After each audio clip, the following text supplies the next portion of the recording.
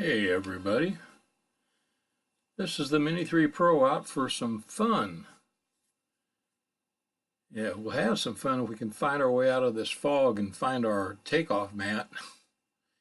We usually do though, just takes a little time. I got a feeling it's going to pop up any second. There she be. Yeah, we're a little cantered there, but we're up and running. So this is a flight of the Mini 3 Pro Thelma Lou. She is out for a lazy flight, mid-July day, early in the day. A rather warm day. It was in the mid to upper 80s. And we're headed south, and we're going to just take in some of the greenery and see what we can see. I see something in the foreground way out there I'd like to fly by and take a peek at. Anyway, we're going to see if there's any deer or turkey around here, and I don't see any out in the field right now. Take a peek on this edge. Sometimes I see them out here, but not this time.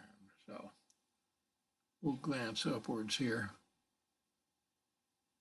Drifting a little bit to the right. A nice field. I think the guy's got soybeans in there. I'm not sure. And maybe winter wheat in there coming up. Most everybody's got soybeans planted around these parts.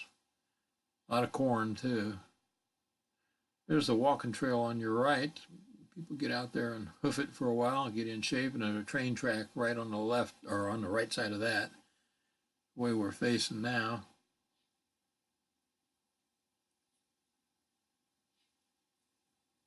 Do not see any critters. Anyway, we're just out for a lazy flight, just some fun, just getting out and getting a little air up Thelma Lou's skirt. She likes that. And looking at the landscape. How about that? Isn't that something? It is so neat to see this stuff from the air, stuff you just would have no idea that's there. About that phone ringing there, my son. We'll get back to the flight here. I was saying, look at the design and shape that you see from the air that you just can't see from the ground. How cool is that? There's a little car down there or a van or something. That's part of the enjoyment of, oh, look at that bird. Did you see that? How cool was that? Things that you just don't see from the ground or can't see from the ground. You know, what a great hobby. Hope we have it for a long time to come, but the way it's looking, things are going to change for sure. Ah, there's something that I wanted to take a peek at. Like a power station. We just skedaddle over here and drift over here to the right a little bit and see what we can see. Well, we can see what we can see. A lot of beautiful farm country out here. A lot of beautiful deer and turkey out in this area, which are two of my favorite things to take care of during the fall and the spring. Turkey hunting in the fall, deer hunting with a bow is my enjoyment, along with flying my drones and riding my motorcycles. I haven't put too many motorcycle videos out. Probably getting ready to sell the one that, or I've got two, getting to sell the bigger one I've got now. My wife has been riding with me for over 50 years now, and since the last fall and the last hip break, she's decided that you know, the bike is not an option anymore. So without my co-pilot on there, and I'm not talking about my Lord and Savior who is with me all the time, I'm talking about my second co-pilot, it's just not as fun anymore. So I'm going to sell the Harley, get rid of it. And like I said, I've been riding over about 60 years now, really. So that'll be a change. But all good things must come to an end, so they say. Time waits for no man. It's pretty cool down here. It looks like a power substation of some kind. I'm not sure what they're doing here. If it's some kind of processing plant. I don't know if it is a natural gas. That's what it looks like, but I can't be sure of that. We're not going to get too close to it. We're just going to ease on up here. I think that's cool. Two big old smokestacks there. Looks like they've got a cooling pond there, so that's interesting.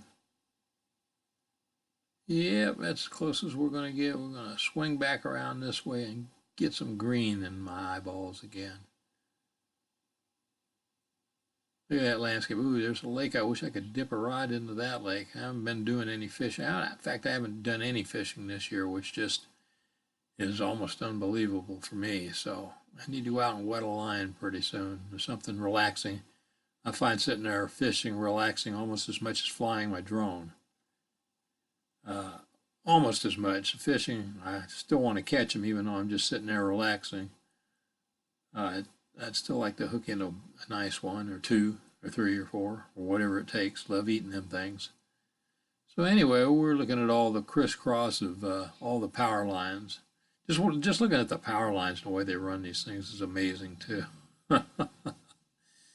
They try to run them as straight a line as they can, unlike the roads that they put in.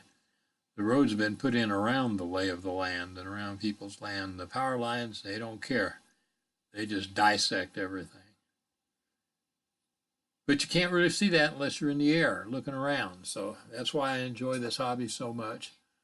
Like I've said before, I like flying in the summer and spring like this, but fall and winter is my favorite time to fly, where I can really see the stark contrast in the land. After a while, the green almost is overwhelming during the summertime. But every once in a while, I'll get rewarded by seeing a nice deer, maybe even a nice buck on the edge of one of these bean fields or something like that. It's a little too early for them now. The beans aren't in an edible state yet, but later on this fall, they'll be there. So we're scooting back towards where we came from, slowly but surely.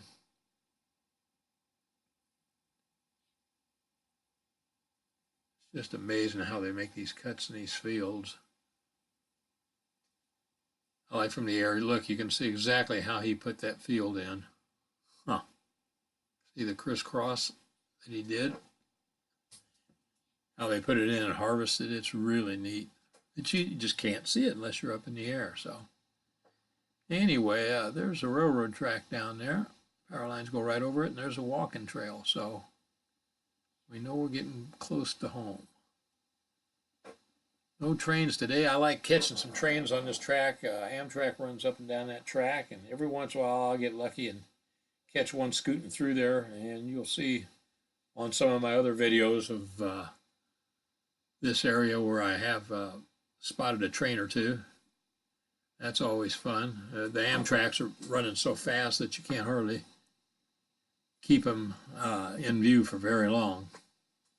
You just got to be in the right spot at the right time. So we're going to go up this high line here. Usually a lot of deer that cross this high line. There's a guy that hunts about halfway up the green there on the right. And I hunt on the left up here quite a bit with a bow. So you can look how far that right of way goes for those power lines, as far as the eye can see. It's amazing. Anyway, now we're back right up here where I want to be, where you can see that four-wheeler track across there. Now I'm over my familiar turf. And there's a little pond there on the left you can see, but it's all turned over now. It's just all green. You can't even see any water in it. There's so much moss in it right now. It's just yellow. That's the only way you can tell that it's there, right there on the left. And there's an old hog wallow that used to be in there years ago. Deer light coming out into it too. Getting ready to cross this old gravel road here. There's my buddy's garden down there. And we're just going to kind of angle up the road here and kind of drift to the left a little bit, see what we can see.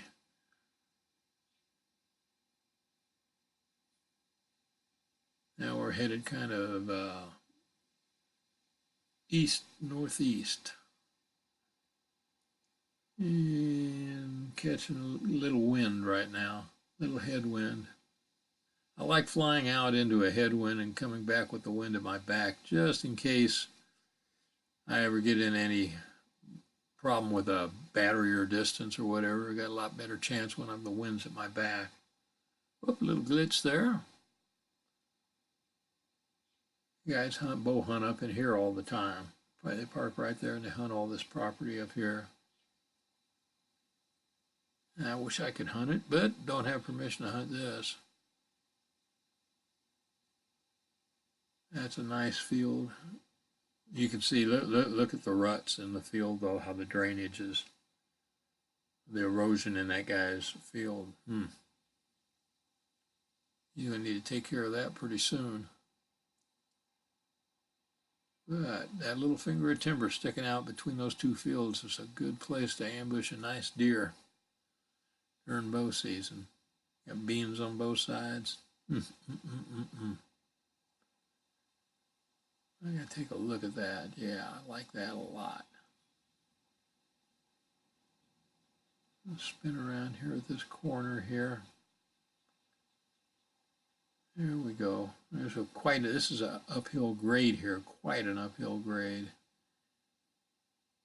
Back, let's spin to the right. There's that lake, city lake. Out in the distance, we're not going over there today. We're just going to kind of start drifting to the left and back home here. Beautiful area, nice and peaceful. Get fairly decent range with the drone here, nothing spectacular. The Mini 2 has better range than my Mini 3 does, that's for sure. Let's see what we see here. This guy's always got, there's a little pond there. See how yellow that pond is? It just turned over on itself. All the oxygen's come to the top and killed what was ever in it for sure. This guy's always got a tree stand down in this field down here. This is a great field right there to hunt in. Wish I could hunt it. He's usually got a tree stand right in this corner of this field right there. I don't see it, but it's in that corner tree right there. Nice thick woods, not much of it, but enough to keep the deer happy, that's for sure. Okay, we're gonna go back over the gravel road here. We're gonna slide on down to the west here on the road, just to the north of this road.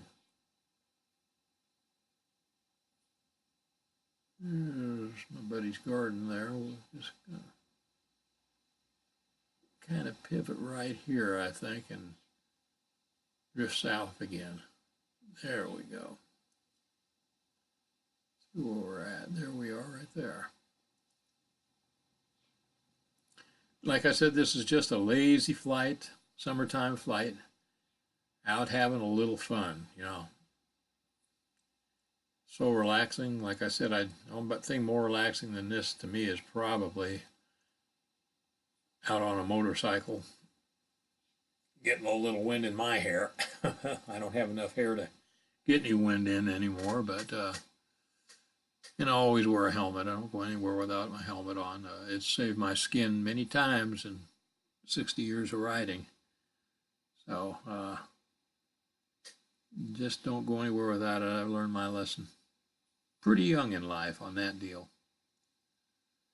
Okay, go down here. We're going to make one more turn. We should drift this way, and I'm guessing we're going to turn back to the right here and come on home. Actually, we're drifting to the left, but that's not going to last long. The guy's got a pond down there. It doesn't look like it's turned over. That looks pretty good.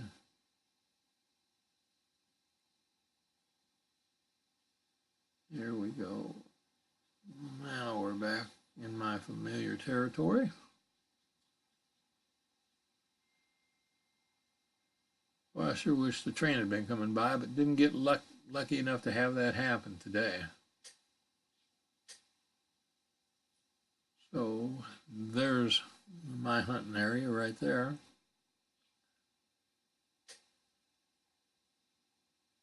And we'll bring her back in here. The wind is blowing pretty good, believe it or not. So we're just going to fool around here a little bit, take our time coming in. Kind of get some pictures, taking some pictures here. There we go. I think that should be about enough pictures. Let's get back on with it here. Haven't got all day. Well, I do, but my batteries don't have all day, that's for sure. There we are. I think we're done taking pictures now. And we're going to mosey on down here.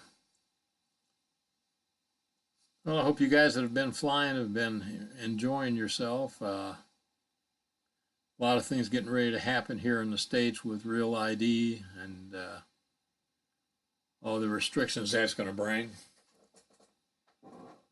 So it is what it is, as a good friend of mine would say. Need to lose some altitude here. Bring her back in. Come on. You know where the altitude lever is. Just lower it.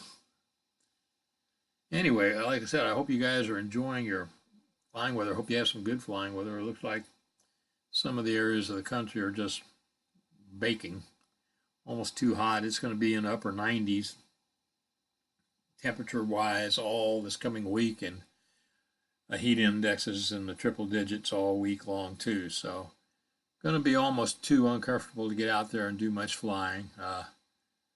I like flying when it's, just above freezing. Boy, I just love it.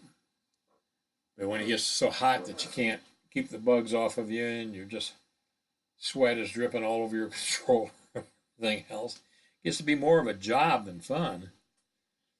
So you don't see as many flights from me in that kind of temperature, but it's hard on your equipment too, your batteries, and you'd be surprised on a 100-degree day when you get your drone back and set her down and you pick her up, just the temperature on it. It's surprised these ECMUs, ECM, electronic module, function as well as it does in that kind of temperature. I personally think they would function better in the cold temperatures than they do the heat. It's just kind of like your car. A lot of people say the cold's the worst for your car in the wintertime, but your battery and stuff like that. But it's actually the heat. I think more people's batteries fail. Their charging systems fail on hot days and the heat takes more of a toll on it than probably the cold weather does. People don't seem to understand that, though. Anyway, getting ready to bring her back. I hope you enjoyed the flight. Like I said, it was just a lazy flight, just having some fun. There's nothing wrong with having a little fun. You guys stay safe out there. Thanks for watching. Hopefully we'll get some more content up for you again soon. Let me see. She's trying to find that landing mat. She doesn't have precision landing. So she's saying, I think it's there somewhere. Okay, let's see. Which way do I want to go? Just like a woman, she can't make up her mind most of the time. I didn't say that. Disregard the voice on this recording. Here she comes. Stay safe out there, guys, and we'll get a chance. We'll talk to you again soon. Bye-bye.